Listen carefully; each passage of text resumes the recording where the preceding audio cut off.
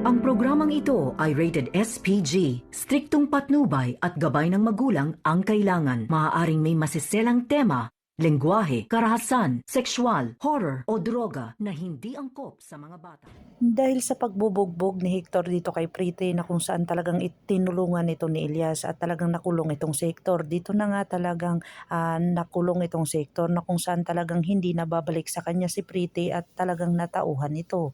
Dito na binigyan ng panibagong pag-asa itong si Pretty ng isang doktor na kung saan tinulungan siya para magbagong buhay. Dito na nga ay talagang porsigido na si Pretty na hindi nababalik dito kay Hector na kung saan mabubulok si Hector sa kulungan na kung saan talagang dito na binugbog si Hector dahil sa kanyang ipinapakitang kaangasan. Dito na nga bugbog sarado itong si Hector na kung saan talagang hindi siya makakalabas dito kung hindi siya magkakaroon ng piyansa. Dito na nga ay talagang pinyansahan itong si Hector ng kanyang kapatid na kung saan talagang porsigido itong kanyang kapatid na palabasin siya na kung saan kung hindi siya talagang piyansahan dito ng kanyang kapatid ay talagang tatakas daw siya. Dito na nga tuwang-tuwa si Hector dahil nakatakas at nakalaya siya na kung saan talagang nagpaplano siya na kung makalabas siya ay talagang papatayin niya at gaganti siya dito kay Pretty. Dito na nga talaga nakita niya itong si Pretty na talagang mag-isa lang sa kanyang bahay na kung saan ang kaibigan ni Pretty ay nakakaalis na lamang. Pero ito nga ang kaibigan ni Pretty ay talagang nag-alala sa kanya at talagang porsigido ito na ayaw na niya umalis doon kay Pretty baka darating daw si Hector na kung saan talagang porsigido itong makababantayan itong si Pretty dahil may lihim na pagmamahal itong kanyang kaibigan.